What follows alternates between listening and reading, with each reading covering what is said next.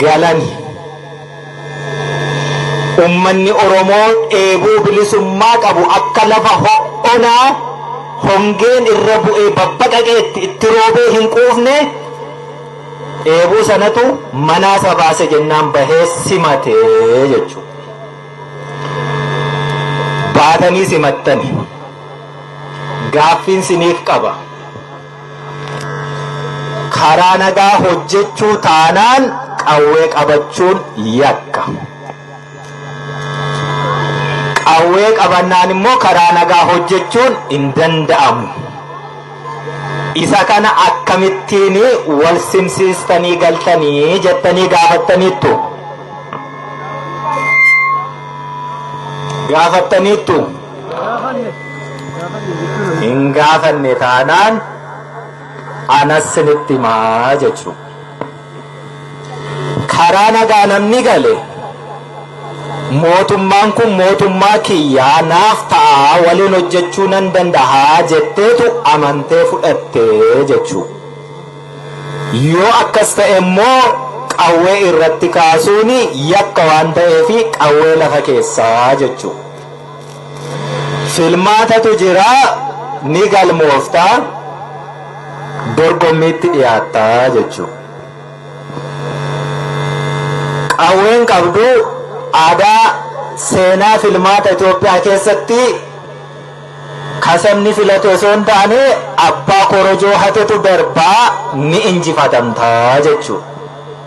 Addi bilisummaa Oromoos seenaa ta'ee hafa. Tokko yoo galamee qawwee hiikkadhaa yoo jedhamee hin hiikkannu jechuunis immoo ni jira. Kaleessa warri keenyi warri qabsoo eegalee waan barbaadu argatee osoo hin taane ajajame jennaan ajaja guutuuf qawwee hiikkate.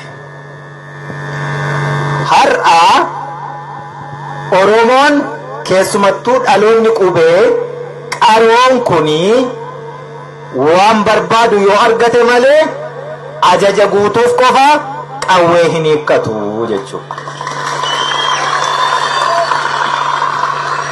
Isa kanaaf wanti jiru erga biyya galamee waraanni bilisummaa Oromoo akka qawwee hiikkatu dhaaba isaarraa ajajni itti darbee jira. Haa hiikkatuuni ajaja. Hin hiikkatu yoo ta'e immoo jaarroleen isaa kaa biyya galteettu akkam haa taatu.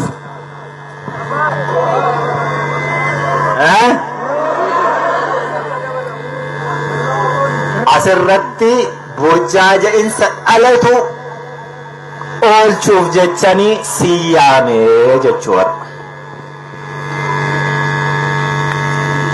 Miiraan wanti hojjetamu hin jiru yookaan emotional taanee wanti hojjennu tokko iyyuu hin jiru. Haqa jiru walitti hinneetu yookaan waliin umuu yookaan immoo waliin dhaabbannee qabsootti fufuu.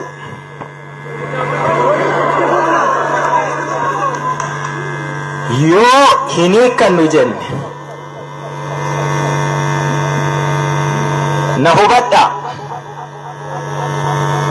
Nagaa jennaan nagaa karaa nagaa galleennaan qawwee hiikkachuun dirqama. Hin hiikkannu lolatti fufnaa jennaan immoo jaarroleen keenya yookaan nu haaluu qabu jechuudha. Waraanni bilisummaa Oromoo inni hidhatee jiru waraana keenya miti jechuu qabu. Yoo kun dhufe ummanni Oromoo jaarrolee keenya dhaggeeffate nuti shiftaa taaneetu daggala jiraannaa jechuudha. Jechuu mitiire akkas jechuu yookaan jaarroleen sun hiikkadhaa waan jedhan fudhattanii isaan waliin qabsoo karaa nagaa itti fufuu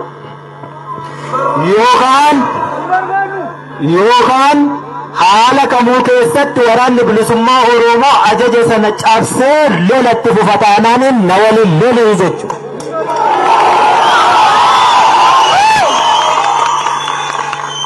ni lolta yoo ta'e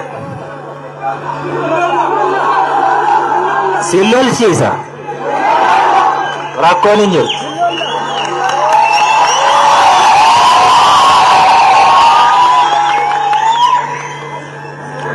Yoosin hiikkadhaa bilisoomneerra hin feenu jettani, ani immoo gafarsa leenca jaldeessa karkarroo booyyee bosonuu kuruphee weenni daggala jiruun bilisa baasaa jechuudha. Siniin galle isin bilisa ba'uun barbaannu yoo jettaniyyuu qawwee kiyyan hiikkadhu, leencaaf qeerransa kiyyan bilisa baasa. Mukti Oromootu bilisoomuu qaba.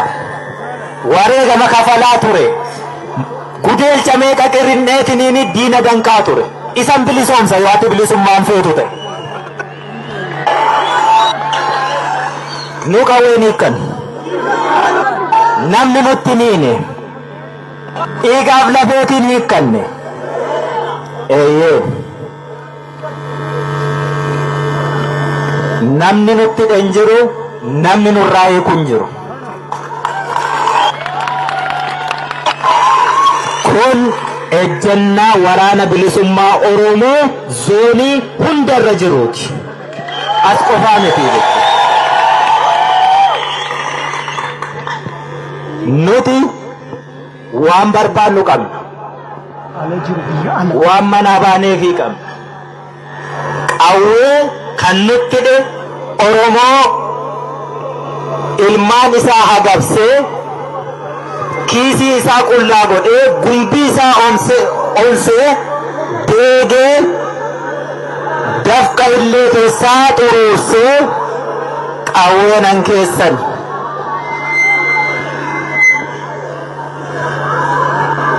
Hubattanii Oromoo hin hiikkannee jenne. Du'a yoo ta'e duuti haaraan hin jiru. Diina yoo ta'es dachee biraarraan dhufu. Kanuma kaleessa dhagaanii mataa isaa dhiigsaa turte jechuudha.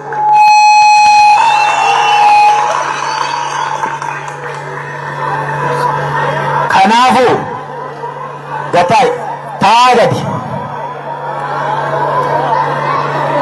Kanaafuu yeroo naasaa kiyya jalqabe komiin sinirraa qabateera quba qabduumi. Xiqqoo waa sinii ibsuun barbaadeetiniini haasaa biraatti goree sarara yookaan kallattii haasaa kiyyaa hin daganne. Komiin an sinirraa qabu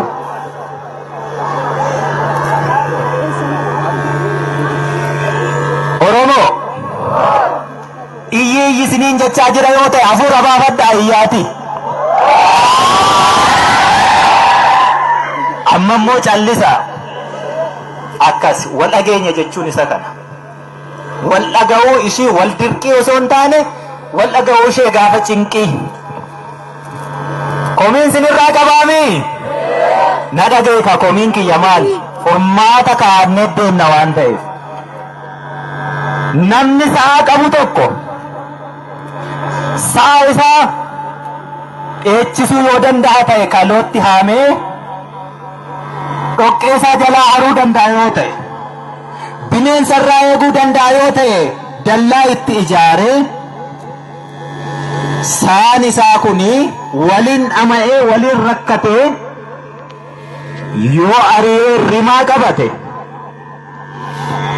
rimaan sunis yeroo isaa dheegee jabbii yoo dhalatte aannan ilmeen sii kennaa yoo jedhanii itti laattaa. Waa hunda guuttattee taami. Aannan ilmuun si rakkisaa. Sintu akkas ta'e. Akkam taatan beektu. Ni loltani. Ni wareegamtani. Bakka yaaddanitti dhiyaattan. Bu'aa qabsoo firii wareegama keessanii waraabessi akkasinii tiksu itti kennattanii jechuudha. Kana komiin sinirraa qabu.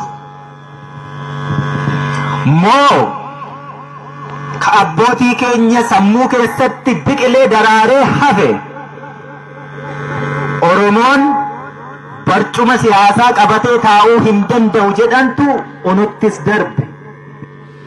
Eebba tokko beektuu miti jaarroleen keenya akkatti eebbisan yaa nagaan nu bulchite nagaan nu bulchi, mangistii algaa gubbaa bulchi, nummoo algaa jala nu bulchi. Akkas hin taaneere loltan injifattan barcuma siyaasaa isa algaa jedhan qabachuu sodaattan ittiin rooftan. Abbaan barbaade harka keessanii ibidda qabate bakka barbaadu ga'e. Ati ammayyuu asuma dhoqqee dhiisaa jirtaa jechuudha. Kan sobeeree kan?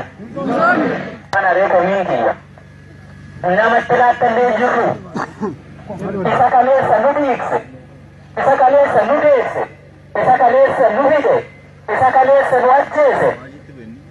Hin ittisneefi, hin sirbineefi, akka waaqaatti hin faarfanne, bilisa na baaseera hin jenne. Ergasii buuti dhaabbateera.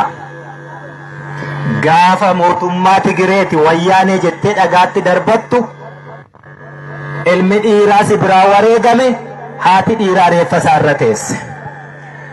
Gaafa ati nama kiyyaa na bilisoomseera jettee dhiichistuu fi ilma dhiiraa qofaa miti haati dhiiraa ulfi ni ajjeefamte osoo ciniinsifattu.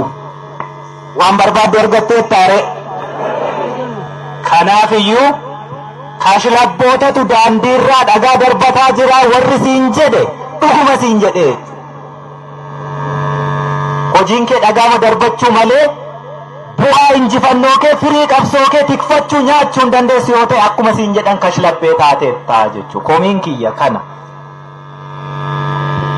Akkaaf nu arrabsaniimi isinumti warrin sinitti hime sila qeerroon 2004 waggaa 14 har'aa seenaa inni ittiin eegale kan namni tokko iyyuu ittiin hin aadanne hin himanne sana amma dhufee abbaa meeqa itti ta'e jennaan isinuma keessa amma qeerroon kun bakka 3-4tti caddanii hin jirtanii miti kun kashlabbee naman jechisiisuure.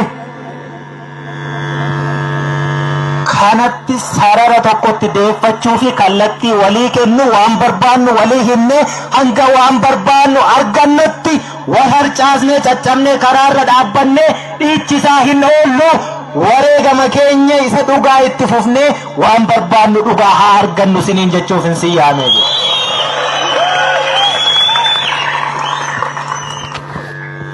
Hubattanii miti? Eessa? Gaafa lolaa, gaafa du'aa, gaafa abiddaa situ keessa jira.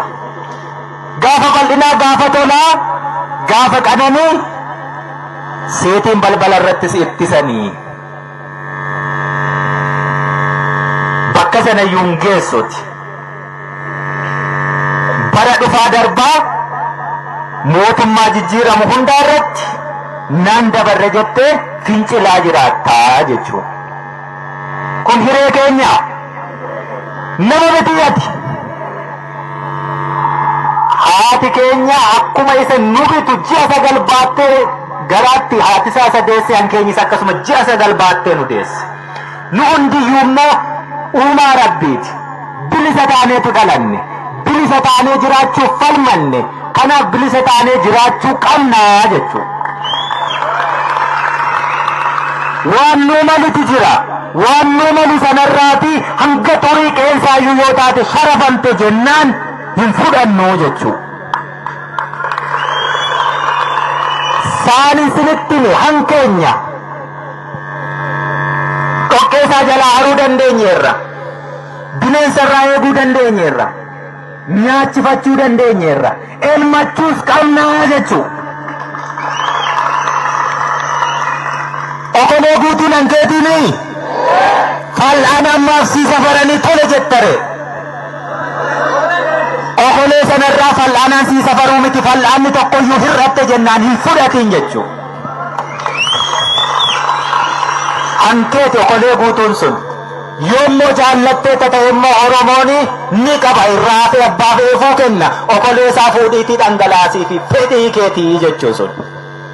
An kanaachi kan kee irratti namni abbaa ta'ee safaree siin kennu nu kataane amma kana jechuu. Yeroo hundaan sinitti hima. Buna beektu miti kam wallaaltu ni qottaa keessa gangalataa ooltati. Maal lugde yoona kana qola bunaa warri buna hin beekne baalli isaatu maal akka fakkaatu maal luga yoona kana qishira isaa sanuuyyuu buna isa eessaati jedhaniitiin nama ogummaa qabu dhamdhamsiisanii. Kanaaf nuti rabbitu akkasittiin dhama'ii buli malee waan dhamaate firii dhamaatii kee nyaadhuu bulii nuun hin jedheetiniin nuun eebbisne abaarsa qabnaa nu abaarsa hin qabnu nutu akkas of godhee jechuu. Bakka adda addaatti wal caccabsitanii wal qooddanii qeerroo haaromsaa qeerroo bilisummaa qeerroo maaliyyoo abboo qeerroon tokkitti qeerroo bilisummaa Oromoo qofaa beeknanu. Kan ati kaleessa dhagaatti darbataa turte atuu haaromi jetteetu qeerroo haaromsaa siin jechuutti jira jechuu. Kan ani kaleessatti dhukaaseetiin manatti galcheetu har'a na hiikkachiisuuf deemaa jira jechuu. Eenyutu natti hidhe akkamittiin na hiikkachiisa? Nuti beeki lollee miti yoo iddoo tokko dhaabbanne argineerra waliinuu ittiin oonneeyyuu ni injifanna. Diinni keenyis kana ni beeka. Kanaaf bakka hundaatti gargar nu qoodaa oolaa jechuudha. Oromoon galaana irra dhangalaanaa jechuudha. Kanaafuu hin hiikkannu waraanni bilisummaa Oromoo eenyuyyuutti hin hiine hiikkachuus hin danda'u marii sana keessas hin jiru. Erga inni hiikkattu ta'ee sin nyaachisu sin obaasu na keessan sosso'iinii naan jechuu dandeessa. Kaleessa iyyuu ani hidda mukaa nyaachaan ture situ dammaqee na nyaachise jennaaniin har'a biddeen nyaadhe malee. Ammas yoo jette hidda mukaa nan dhowwattu.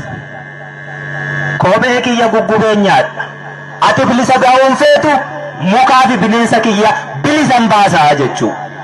Qananii namaatiin olee haa jiraatu bineensi. Hanga bineensa hanqattaa Oromooti.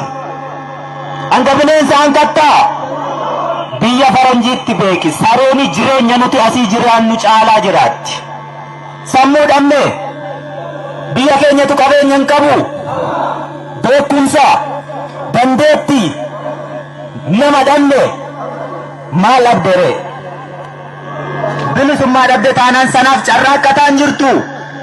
Yennaa bira geessu maaliif harkaan qabachuu dadhabdee namatti laattattaa? Namatti laattatiin siin jechuutti jira. Bakka adda addaatti hin caccabiin siin jechuutti jira. Akkuma gaafa duutuu sanaa wal hammadhuutii du'i arras. Warri kaleessa qabsoo kana bu'uuresse lubbuu isaa mararfanne riqicha ta'ee anaafsi akka irra ceenu nu taasise waan jedhan qaban.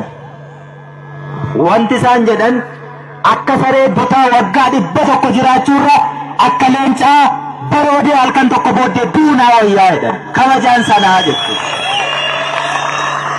Du'a yoo taate immoo qabsoof bahaniif hin du'an. Qabsoorraa oolaniifis du'an oolan. Namni gaafa du'a.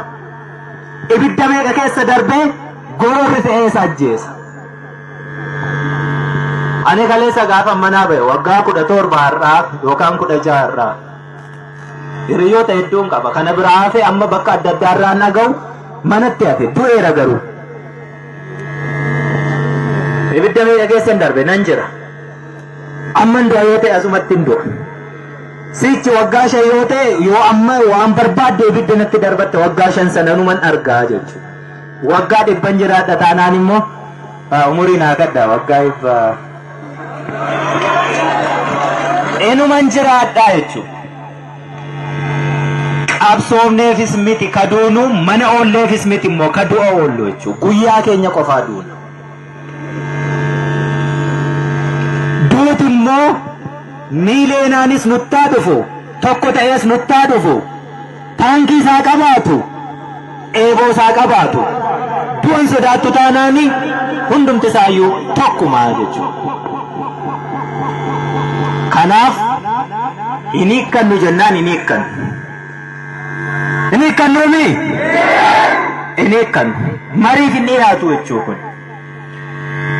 Osoo illee ta'e kaleessa hiikkanne irra ta'e irra tola. Dadhabne irraa addi bilisummaa Oromoo qabsoo bilisummaa Oromoo dhiibuu dadhabeera daa'ima Oromoo kichuu itti gabbaruurra harka kennate hiikkate hagaluutu kaleessa jedhame ni wayyaa jechuudha. Har'a garuu sadarkaa itti geenye kanarratti edda daa'ima meeqa itti gabbarre egga hiriyoonni keenya meeqaan meeqa nu biraatii kufanii lafeen isaanii boolla meeqa keessatti ol guute riqicha nuu ta'ee irra ce'uu jalqabnee hiikkanna. Har'a mitii jechuu hiikkachuun har'a humna taateetta kana gidduu dabarsuu hin dandeessu diina. Yaamne itti laannaa re'amu. Yaamne itti laannaa. Hiikkachuu ka beeknu diina irraati malee ofii hiikkannee lafa kaa'uun beeknu aadaa waraana bilisummaa Oromooti.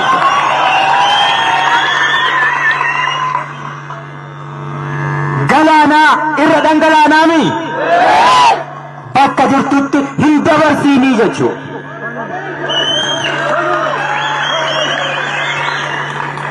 Amma qabsoo fincila harka duwwaa fi qabsoo qawwee walitti hiineetu adeemna. Boru waraana bilisummaa Oromoo miti kaas jiru yoo siin jedhani ni fudhattaa? Waliin dhaabbannee gaafa diina lollu nun argine moo? Nun argine? Maracaan argine? Gaara keelloon beektu? Mukkii fanfilloon beektu? Ashiin beektu? Gaara abbaa seenaan beektu bo? Suni waraanuma bilisummaa Oromoo amma ijaan argitu malee bakka biraarraan dhufne jechuudha.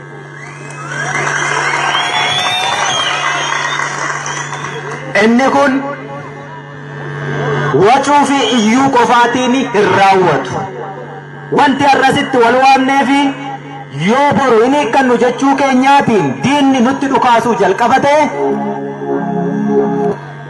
beektaamee waan gootu qeerroo ani obee waanan godhun beeka. Ati qeerroonis waan gootu beekta. Waan goonu immoo waliin goonaa jechuudha.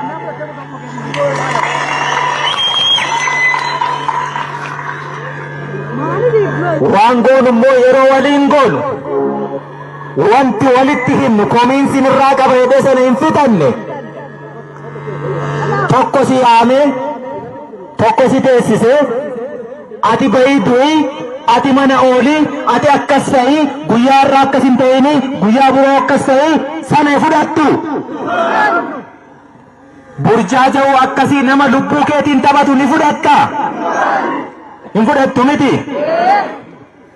Namni tokko ati wareegamuu kee reeffa kee fuudhee miidiyaa irratti maxxansuutiin si hoogganuu hin danda'u. Hooggansa akkasiis hin jirtu jechuudha. Namatti hin sagadin, nama laaltees hin deemiin, waan barbaaddu beeki. Anaan laaltee miti ka qabsoo irra jirtu. Waan barbaaddutu jira ka qabsoof si baase immoo ka qirqiree si nyaatu gabrummaa sirra jira. Abbaan qeerroo gadi baasuu fi ol galchu roorro miti qeerroo. Roorroon sun hanga cabuu hin dandeenyetti eenyuyyuu sin dhaabu. Kanaaf hoggansi keenya kan kallattii nuu kennu ka hiriira nu baasu kan nu fincilchiisu gabrummaatu nurra jira. Kallattii walii laachuuf immoo bakka deemtan hundumaatti akkuma gaafa diinni waan sin jilbeenfachiise itti fakkaate online singeesse huursuun singeesse jennaan Oromummaan iddoo tokkotti walitti sin fide walitti sin dagaagsee bakkoota adda addaa irraa kaa waliin beekne bilbila wal jijjiirtanii qabsoof karaa saaqe sana har'as bakka kanatti kumaatamaan argamtaniittu teessoo wal jijjiiraa. Akkamittiin wal qindeessinaa? Akkamittiin injifannaa? Akkamittiin bakka kamitti yoom wal yaamnaa isa jedhu mataa qabdaati. Diidaa nama laaleen nama birrii sirraa guuree miidiyaa banatee achirratti reeffa kee maxxanse jennaan dhugumaan naa yaadu sitti fakkaate har'a garuu ibidda keessatti si waliin hin dhaabbanne. Gowwummaan keenya kanaa jechuudha. Miti amma qaa namaa dha'uun barbaadu. Namni hedduun garuu akkasittiin harka keessaniin ibidda qabate. Abaluun akkasiitoo jennee amma ka iyyitanii maraattantu jira. Namichatti maraatiin sirnaaf maraatti. Namni nama qabsoon baabura. Ka yaabbate hundatu bakka xumuraatti bu'a jechuu miti. Hedduun karaarraa harca'aa, hedduun karaarraa yaabbataa deema. Namni ati nama kiyya jettee adeemtuu Rabbi miti, Waaqa miti. Bakka tokko gahee nama ni jijjiirama. Gaafas immoo qabsoo jibbitamoo akkam goota. Nama laaltanii hin deeminaan hin jedhu kanaaf jechuudha. Hubattanii? Hooggansi fagoo diida jiraachuu yookaan biyya alaa jiraachuutiin miti. Ibidda keessa dhaabatee nama ibidda keessa dhaabbatu lolee lolchiisu hooggansa jechuudha. Yeroo ibidda harkaan qabatan waliin qabachuu. Yeroo gaddaa waliin gaddu, yeroo gammadaa waliin gammadu, yeroo beelaa waliin beela'u, yeroo dheebotaa waliin dheebotu. Rasaasa diinaa dhuftu jalqaba waliin qolachuu. Hooggansi si faana jiru sun du'a si oolchuu hin danda'u, garuu immoo du'ee si agarsiisuu danda'a. Sinii galaa bifa kanaan qabsoon keenya miilan akka ta'uu qabu. Fageenya irraa miti. Muuxannoo horanneerra. Muuxannoo itti du'ani jechuudha. Akkaataa itti du'an, akkaataa itti mololanii ajjeesan injifatanis baranneerra. Fagoorraa waa eegdu. Fagoorraa waa eegdu. Asuma jiraami. Waraanni bilisummaa Oromoo qawwee isaa hin hiikkatu, namni itti hidhan jiru, hiikkachuu diduu isaatiinis waan ta'u hin qabu. Bakka kanatti namni tolanuu kenne hin jiru jechuudha. Unoofsi asitti kan wal nu qabe eeyyama eenyuuti? Eeyyama eenyuuti Oromoo? Eeyyama eenyuu miti. Humna keenya, injifannoo keenyatu asitti walitti nu qabee jechuudha. Soba tokkoyyuu hin qabu kun.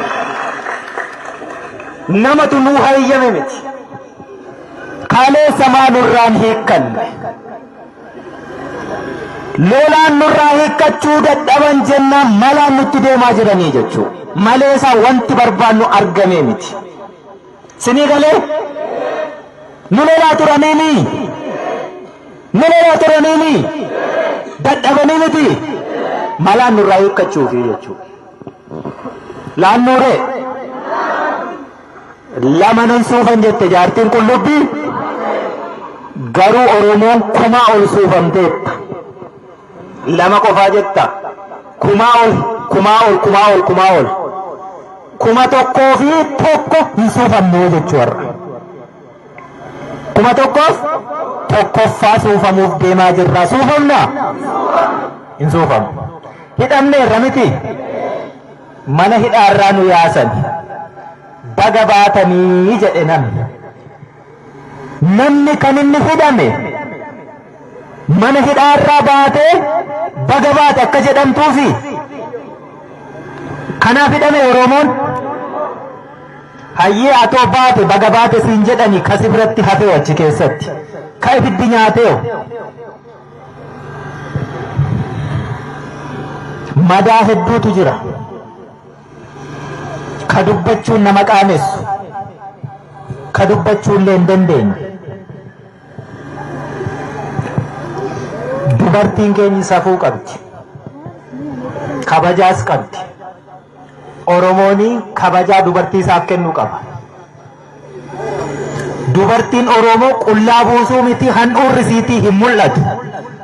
Aadaa akkasii qabnaami? Safuu akkasii qabnaami?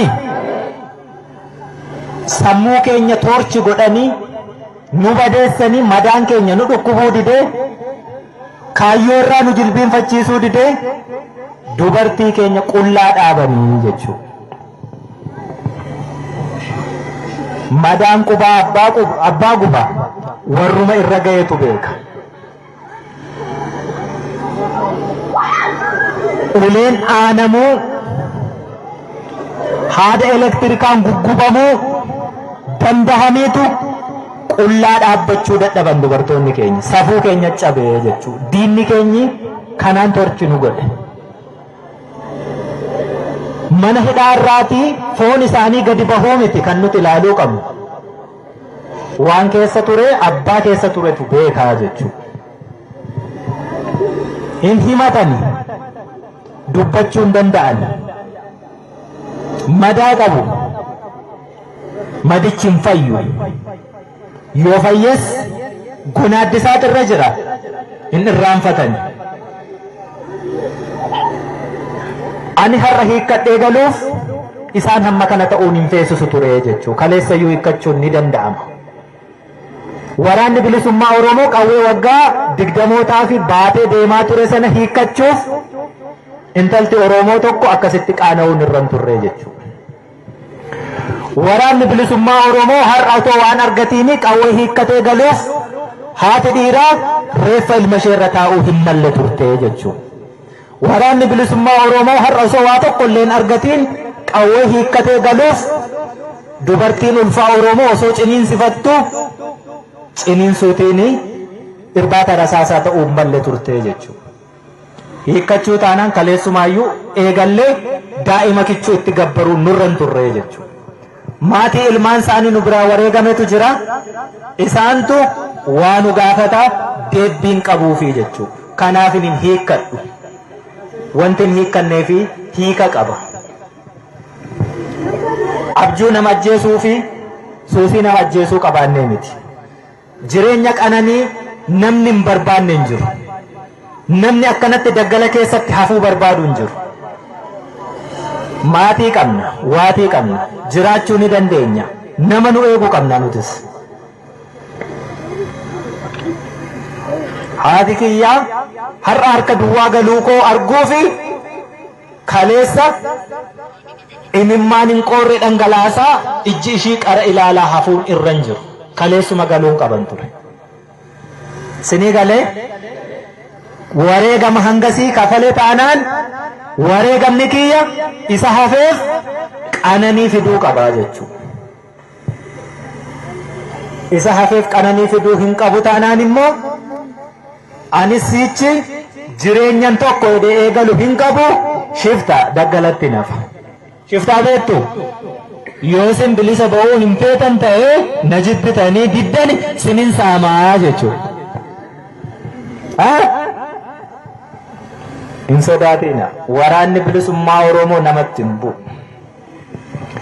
Akka warqiiti. Warqii mormarraa bareedu qabdu. Warri qabdan beektu miti. Jalqaba biyyoo keessa ture. Achi ka'ee ibidda keessa darbe. Mormarra innaa ga'u bareeda. Waraana bilisummaa Oromoo jechuun warqii mormarraa jechuudha. Naamusa ittiin cuuphamee bahee qaba. Safuu aadaa kabajaa hawaasa isaa keessaa bahee aadaa cabe deebisuuf malee cabsuuf hin baane jechuudha. Kanaaf har'arraa kaasne qeerroon bilisummaa Oromoo fi qarreen warri qarree jirtuu miisin maali sagaleen keessan eessatti bade silaayyuu moo sintu wacaa jira akkas. Har'arraa kaasnee iccitiin hin jirtu dhoksaan tokko hin jiru. Waraanni bilisummaa Oromoo hin hiikkatu. Yoo nagaan suni kanaan ittiin fufu ta'ee lolli dhalate lolli itti fufa of qopheessiisin jechuuf.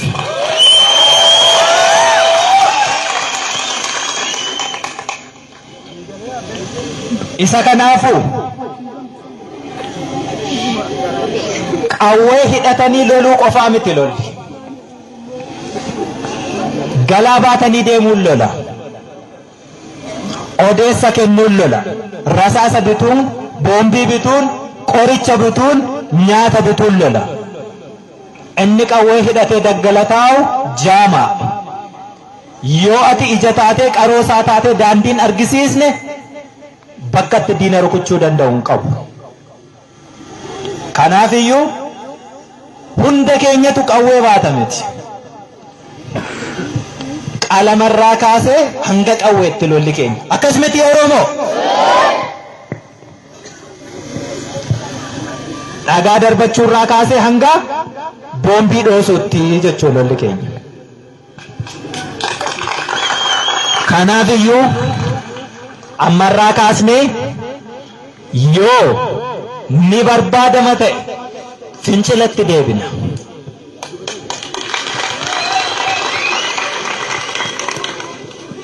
Yeroo fincilatti deebinu namatu nutti hima miti. Waan fincilluufii qabna miti. Waan lolluufiitu jira miti. Kanaaf burjaaja inni akka hin uumamne ani qeerroo haaromsaati, ani qeerroo bilisummaati, ani qeerroo abaluuti, ani qeerroo abaluutiin ni jiraatti. Kun ni jiraata? Hin jiraatu. Hin jiraatu taanaan gaafa barbaanne daandiitti baane isin kashlabboota waan akkasii gochaa jirtu deebi'aa gaafa nuun jedhani tarkaanfiin nuti jalqaba irratti fudhannu nama kashlabbee nuun jedhe irratti ta'uu qaba jechuudha. Nu kashlabbee miti dhaloota waan barbaadu beeku ta'uutu nurra jira. Dhaloota waan barbaadu beeku simmooti. Warra dhiiga qeensinee lafee cabsinee barcuma siyaasaa har'a keenya irraa waa barbaanna waan nuun laanne achirraa isaan buusnee achirra teenya jechuudha yoo barbaachisaa ta'e. Hin dandeessu ati. Dhagaa darbachuu qofa beektaa? Bakka sii maluu ga'uu qabda. Dargaggoon keenya hojii dhabee suusii adda addaa bitamee abdii kutee surraan jiruu fuula isaarraa badee yeroo hundumaa gadadamee jiraachuu qaba. Namatu siif dubbata. Namatu siif nyaata. Kaani nyaadhu siif dhiigan ta'u. Miti? Eeha. Kanaafiyyuu bakka sochootan hundumaatti ammarraa kaasaatii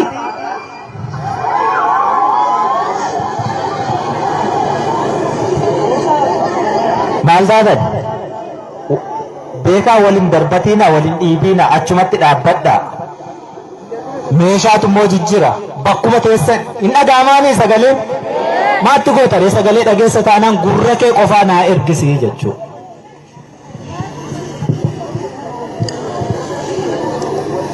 Cunqursaatu hammaate roorroo sintittuke gabrummaa xiyyiyyii jedhe iyyii baafadhu.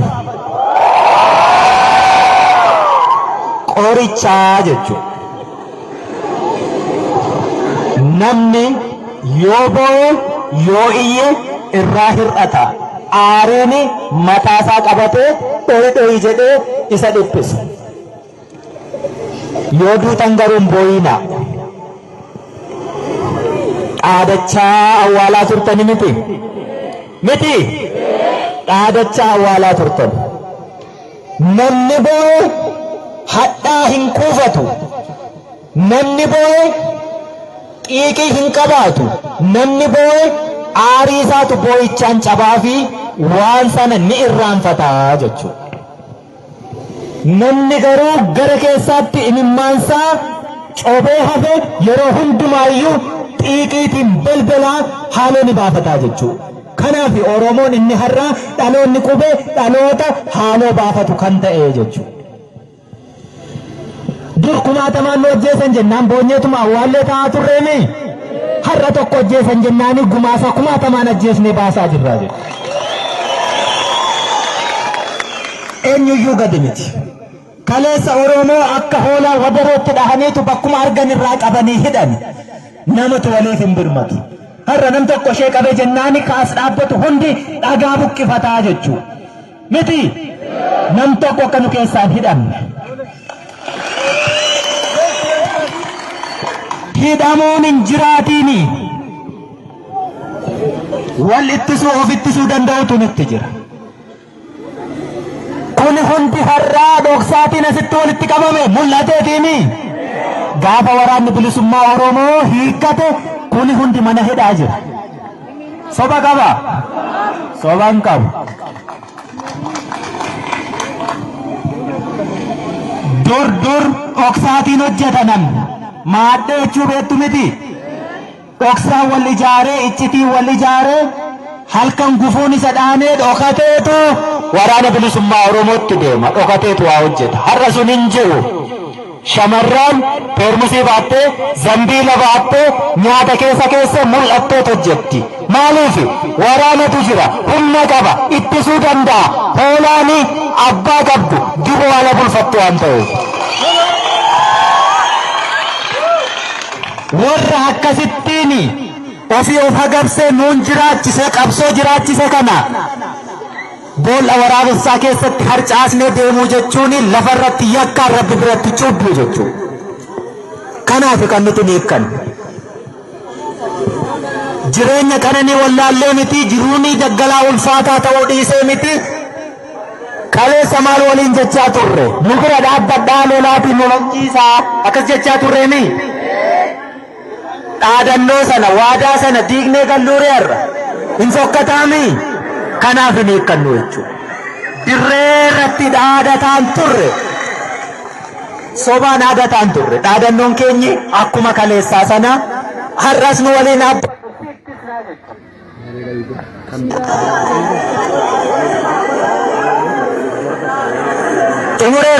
Xumureera. Obsaa. Ga'eemi nuffitan. Aga'uumi. Ayyee. Kaan immoo kuni maali? Alaabaa maaliin dhufe? Dhiigaan. Maalirraa hojjetame? Carqii. Yoo laalle carqiini? Dhiiroo. Kuni dhugaa carqii. Carqiin kan garuu waan bakka bu'u mallattoo bakka bu'u qaba. Alaabaa kana akka ammaa kana osoo hin taane bifa adda addaan caallee adda addaa fooxaa adda addaa irratti tolfattanii ittiin wareegama baasaa turtan, itti hidhamaa turtan miti. Har'a baay'atee bakkee buute jennaan bakkoota adda addaatti waa dhageenya hin dubbannu garuu osuma ni dhukkubuu callisaa turre.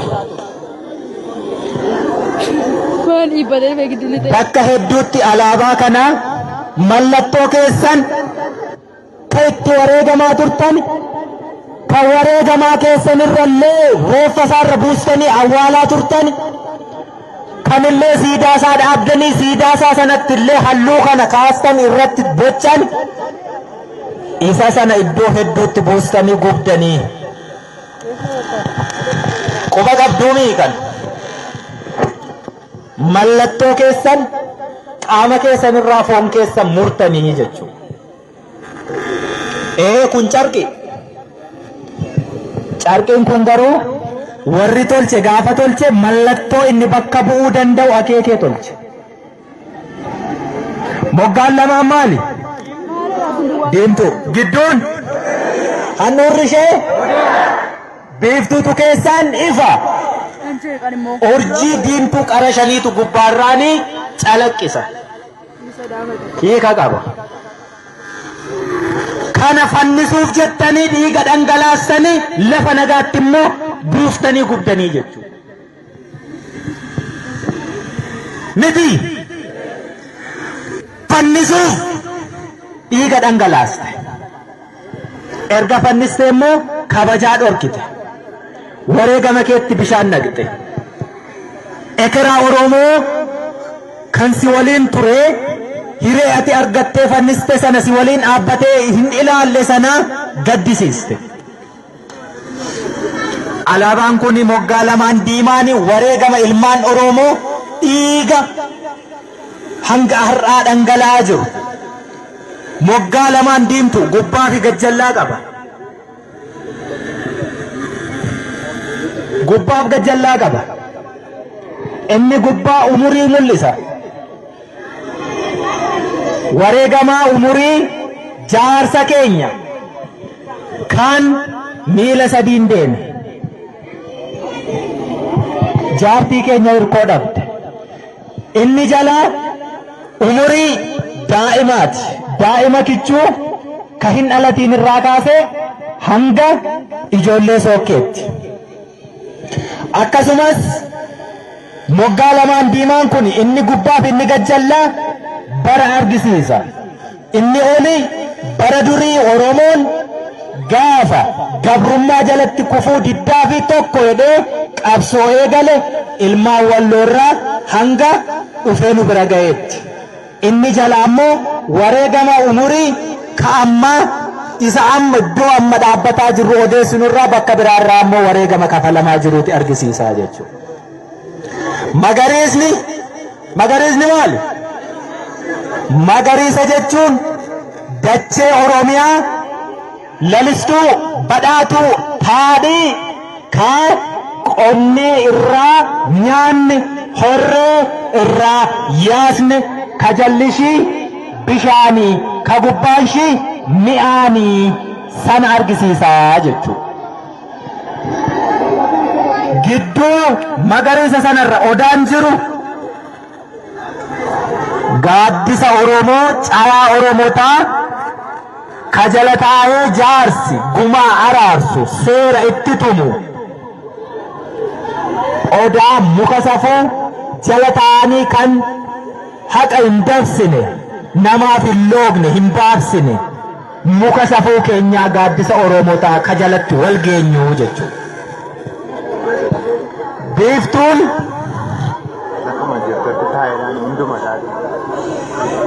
ayyee yaadadhammeedhe namni waan ta'eefi of kalaa xumuran.